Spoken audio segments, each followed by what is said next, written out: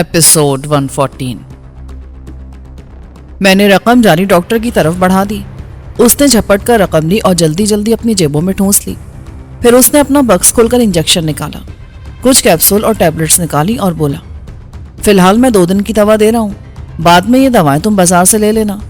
Injection लगाने के बाद उसने एक पर्चे पर दवाएं लिखकर पर्चा मेरे हवाले किया और बोला, 7 दिन तक ये दवाएं पाबंदी से खिलाना और बैंडेज भी रोज बदलना होगी। मैंने जख्म की सफाई करने के बाद पट्टी बांध दी है, बुखार के लिए भी टैबलेट दे दी है। बुखार तो सुबह तक उतर जाएगा।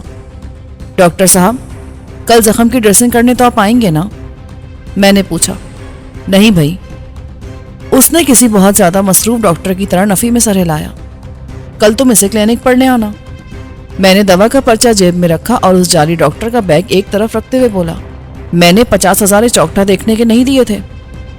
मैंने भी कोई अल्लाह वास्ते नहीं लिए हों पैसे।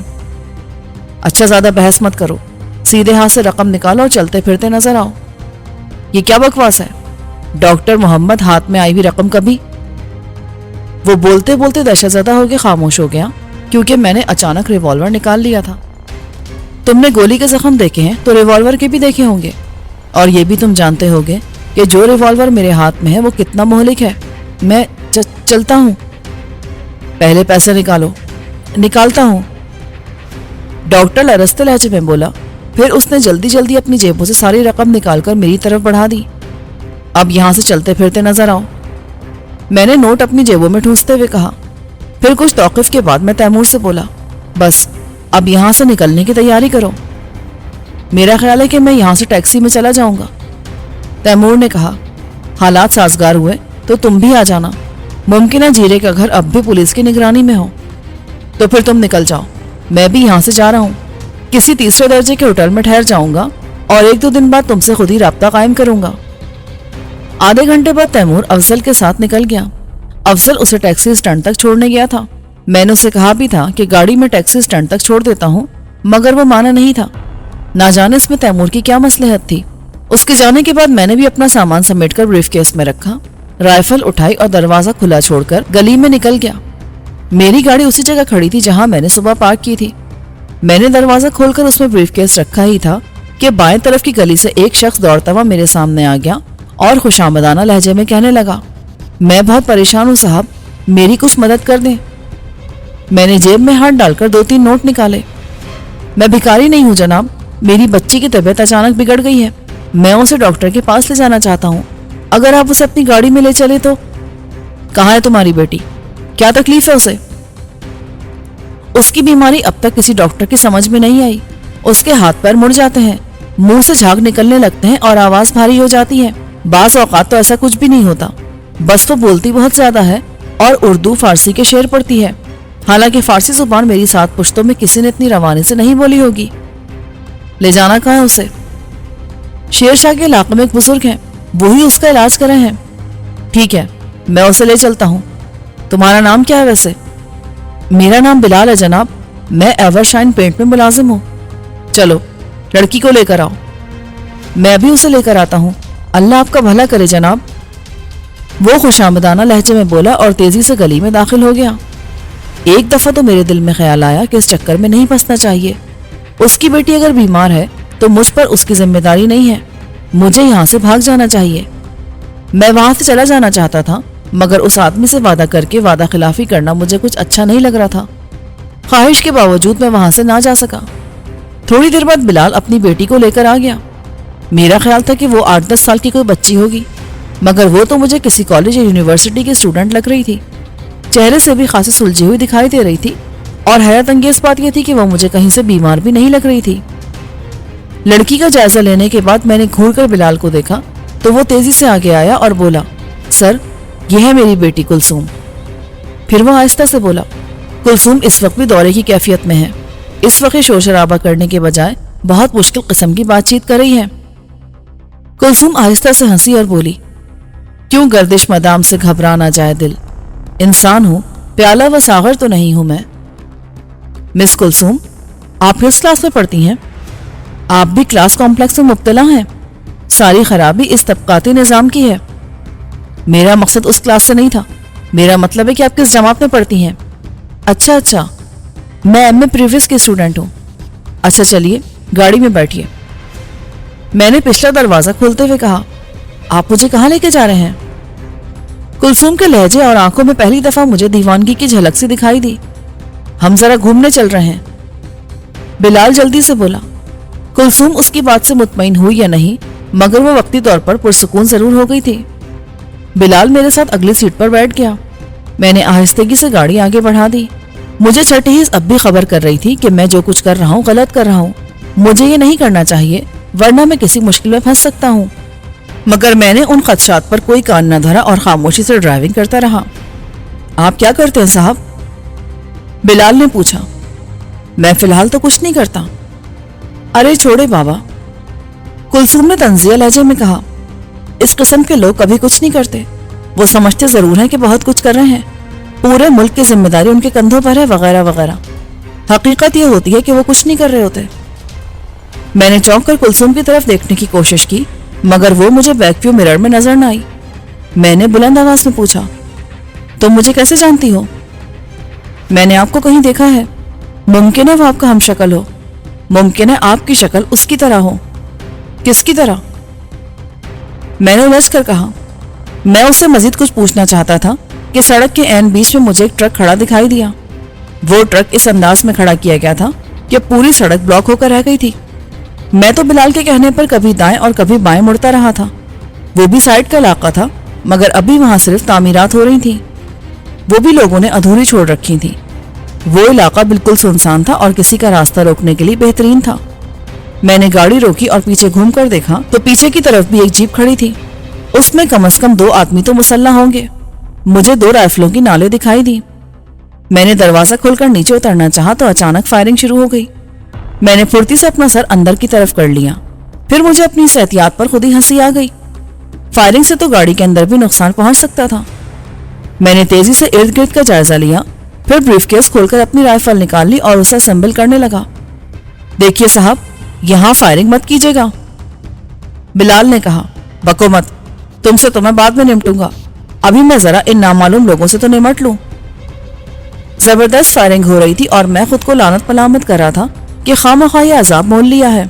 अचानक की हर चीज से मेरा दिल बेजार हो गया। जिंदगी में पहला मौका था जब मुझे फायरिंग नागवार गुजर रही थी और खुद भी फायर करने को जी नहीं चाह रहा था। फायरिंग में अब शिद्दत आ गई थी। ऐसा लग रहा था जैसे वो फायरिंग की आड़ में हमारी तरफ बढ़ रहे हों और हमें जिंदा पकड़ना चाहते हों। इसका अंदाजा मैंने यूं लगाया कि उनमें से किसी ने अभी तक बराह रास्त गाड़ी पर फायर नहीं किया था, वरना फायरिंग इतनी शदीद थी कि गाड़ी छलनी होकर रह जाती। फिर अचानक फायरिंग थम गई और कोई चीख कर बोला, तुम लोग खुद को कानून के हवाले कर दो, तुम्हें चारों तरफ से घेर लिया गया है। मैं बुरी तरह चौंक उठा। इस सारे हंगामे में कानून कहां से आन टपका? कानून को तो मैं बहुत पहले झांसा दे चुका था, फिर कानून यहां तक कैसे पहुंच गया? फिर वही आवाज सुनाई दी, मैं 10 तक गिनूंगा, अगर तुम लोग गाड़ी से बाहर ना आए तो गाड़ी को छलनी कर दूंगा। 1। मैंने बिफर कर बिलाल की तरफ देखा, फिर अपनी राइफल को आहिस्तगी से लोड किया और सर्द लहजे में बोला, तुमने मेरे साथ धोखा करके अच्छा नहीं किया। मैंने आपके साथ कोई धोखा नहीं किया, बिलाल ने आहिस्ता से कहा, फिर हैजियानी लहजे में बोला, आप यहां से निकलने की कोशिश करें, हमारी परवाह मत करें। फिर वो कदरे झिझकते हुए बोला, अगर मुझ पर एतबार हो तो मुझे एक रिवॉल्वर दे दे, मैं कुछ देर के लिए पुलिस को यहीं उलझाए रखूंगा। उस वक्त ज्यादा बहस मुबाहिसे का वक्त नहीं था। गिनती गिनने वाला मुसलसल चीख रहा था, 8। मैंने जल्दी से एक रिवॉल्वर निकालकर बिलाल के हवाले किया और खुद बहुत आहिस्तगी से गाड़ी से उतर गया। रिवॉल्वर बिलाल के हाथ पे देकर मैंने बहुत बड़ा खतरा मोल लिया था, मगर खतरे में तो मैं हमेशा से रहता था। मैंने राइफल सीधी की और गिनती गिनने वाले की आवाज पर पूरी तवज्जो मरकूज कर दी। वो बुलंद आवाज में चीखा, 9। मैंने जल्दी से बोलने वाले की आवाज का निशाना लिया और फायर कर दिया। यूजी के खौफनाक धमाके में इंसानी चीख दब कर रह गई। वो इलाका पथरीला था, इसलिए वहां ज्यादा घनी झाड़ियां भी नहीं थी। छिद्री छिद्री कुछ झाड़ियां थी भी, तो वो इतनी दूर थी कि वहां तक पहुंचने से पहले ही वो लोग मुझे भून कर रख देते। दूसरी तरफ से फिर कयामत खिस किस्म की फायरिंग शुरू हो गई। इस दफा भी उन लोगों ने बराह रास्त गाड़ी को निशाना नहीं बनाया था। एक लम्हे को मैंने सोचा कि गाड़ी के नीचे रेंग जाऊं, मगर फिर फौरन ही ख्याल आया कि इस दौरान में अगर बिलाल ने गाड़ी चला दी तो मैं बेमौत मारा जाऊंगा। फिर मुझे ज्यादा सोचने का मौका नहीं मिला। मेरी पुश्त की तरफ से कुछ लोग वहां एकदम पहुंच गए। आहट सुनकर मैं फुर्ती से घूमा, मगर उस वक्त तक देर हो चुकी थी। उनके चेहरों पर नकाब थे, मगर जिस्म तो नजर आ ही रहे थे। ना सिर्फ उनके जिस्म बल्कि उनके हाथों में भी राइफल्स दिखाई दे रही थी। ये भी मुमकिन है कि वो डंडे हों, मगर महज अपने कयास पर मैं अपनी जान दांव पर नहीं लगा सकता था। उनमें से एक हुर्रा कर बोला, बस अब हाथ ऊपर उठाकर खड़े हो जाओ, खेल खत्म हो गया। मैंने तवील सांस दी और राइफल छोड़कर खड़ा हो गया। इसकी राइफल उठा लो, बोलने वाले ने मुखातिब किए बगैर किसी को हुक्म दिया। फायर की आवाज से अंदाजा हुआ कि वो यूजी है। वो लोग कुछ भी हो सकते थे, मगर पुलिस वाले हरगिज नहीं थे। चौंका तो मैं उस वक्त था जब उनका साथी मेरी गोली का निशाना बना था। अपना साथी जख्मी होने पर पुलिस वाले इतना सब्र नहीं करते। वो तो लम्हों में पूरी गाड़ी चलनी कर देते। फिर उनमें से कोई वर्दी में भी नहीं था। उनके पास मेगाफोन भी नहीं था, टॉर्च भी नहीं थी। उन्हीं में से एक आदमी ने झुककर मेरी राइफल उठा ली। वही शख्स फिर दोबारा बोला, इसे गाड़ी में बिठाओ और देखो उस गाड़ी में कितने आदमी हैं। फौरन ही 2 आदमियों ने मुझे दबोच लिया। उनका लीडर डपट कर बोला, जल्दी मत करो, पहले इसकी तलाशी ले लो अच्छी तरह। उनमें से एक ने इंतहाई महारत से मेरी तलाशी ले डाली और मेरी सारी जेबें खाली कर दी। ब्रीफकेस गाड़ी की पिछली सीट पर रखा था। मैं जानता था कि अभी वो भी उनके हाथ लग जाएगा। उन खबीसों ने मेरी जेबों से एक एक पैसा निकाल लिया, मगर मेरे खंजर अभी तक महफूज थे। मैंने शुक्र अदा किया कि उनके लीडर ने खुद मेरी तलाशी नहीं ली, वरना मेरे खंजर भी उसके हाथ लग जाते। तलाशी लेने का ख्याल भी उसी को आया था। उसके साथी राइफल पर कब्जा करके मुतमईन हो गए थे। अब भी मुझे अंदेशा था कि उनका लीडर मुझे जूते उतारने का हुक्म ना दे दे। मैंने उस वक्त लॉन्ग शूज पहन रखे थे। पिंडलियों पर बंधे हुए खंजर जूतों ही की वजह से तलाशी लेने वालों की नजरों में नहीं आए थे। तलाशी लेने के बाद वो मुझे धकेलते हुए एक तरफ ले गए। मैं जिन झाड़ियों में छुपने का इरादा कर रहा था, उन्हीं के पीछे उनकी फोर्ड वैगन खड़ी थी। उन दोनों ने वैगन के खुले दरवाजे से मुझे अंदर धकेल दिया। फिर उनमें से एक ने ना जाने कहां से पतली सी मजबूत रस्सी निकाली और फुर्ती से मेरे हाथ पुश्त पर ले जाकर बांध दिए। फिर उस मनूस ने उसी रस्सी से मेरे दोनों पांव भी बांधे और मुझे बोरी की तरह एक तरफ लुढ़का दिया। चंद लम्हों बाद वो लोग बिलाल को भी धकेलते हुए वहां ले आए। एक आदमी ने उसका बाजू थाम रखा था और उस जानवर की तरह खींचता हुआ ला रहा था। मैंने तपते हुए लहजे में कहा, तुम लोग बदमाश तो खैर हो ही, मगर इंतहाई घटिया बदमाश हो। बदमाशों के भी कुछ उसूल होते हैं। खवातीन का वो बेहद एहतराम करते हैं, मगर तुम लोग उचक्के हो, बहुत घटिया दर्जे के उचक्के। अच्छा बंद कर अपनी ये बकवास। वही शख्स बिफर कर बोला जो लड़की को खींचता हुआ लाया था। अपने ठिकाने पर पहुंचकर तुझे भी देख लूंगा कि तू मार किस उसूल के तहत खाता है। उसूल तो हर मामले में होता है। सब लोग हंसने लगे। बिलाल बिल्कुल सहम कर रह गया था। वो यूं चलता हुआ आ रहा था जैसे नींद में चल रहा हो। उसकी बेटी अलबत्ता मज़ाहमत कर रही थी। उन दोनों को भी लाने वालों ने जानवरों की तरह गाड़ी के पिछले हिस्से में ठूंस दिया। फिर फौरन ही 2 आदमी भी पीछे की सीट पर आकर बैठ गए। उनके बैठते ही ड्राइवर ने इंजन स्टार्ट किया और गाड़ी हिचकोले खाती हुई रवाना हो गई। बिलाल ने कुछ बोलने की कोशिश की, मगर हमारे साथ बैठे हुए एक शख्स ने करख्त आवाज में कहा, खामोश बैठो वरना गोली मार के यहीं फेंक दूंगा। फिर गाड़ी में सन्नाटा छा गया। मेरे अंदाजे के मुताबिक गाड़ी कम से कम आधे घंटे तक पुख्ता सड़क पर चलती रही। फिर एक मोड़ मुड़ते ही बुरी तरह उछलने लगी। उसकी रफ्तार भी खासी कम हो गई थी। ये उकता देने वाला सफर भी 1 घंटे तक जारी रहा। गाड़ी बिलाखिर एक धचके के साथ रुक गई। मैंने खिड़की में से बाहर देखने की कोशिश की, मगर कुछ नजर न आया। शीशों के बाहर अंधेरा छा चुका था। फिर दरवाजा खुला और किसी ने मुझे बाहर घसीट लिया। हाथों के साथ साथ पांव भी बंधे हुए थे। मैं तवाजुन बरकरार न रख सका और औंधे मुंह जमीन पर गिर गया। मेरी कोहनियों और घुटनों में अच्छी खासी चोटें आईं। वहां की जमीन अगर कच्ची ना होती तो मेरा एक आध दांत जरूर टूट जाता। मैं गिरा तो वहां खड़े हुए आदमी पागलों की तरह कहकहे लगाने लगे। मैं उठने की कोशिश में एक मर्तबा फिर गिर गया।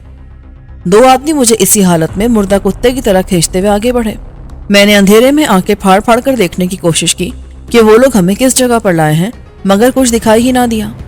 उनमें से किसी ने टॉर्च रोशन की तो मालूम हुआ कि सामने ही एक पुरस्रासी हट नजर आई। ये अलग बात है कि वो आम हट्स के मुकाबले में कम से कम 4-5 गुना तो रही होगी। मुझे ये भी मालूम है कि इस वक्त भी हम बड़े से एक अहाते में खड़े थे। चारों तरफ बोसीदा सी एक दीवार थी। मुझे हैरत थी कि वो लोग अपने इस ठिकाने पर मुझे क्यों ले आए हैं। मुझे यहाँ लाना इतना ही जरूरी था तो वो लोग मेरी आंखों पर पट्टी बांध के यहाँ ला सकते थे।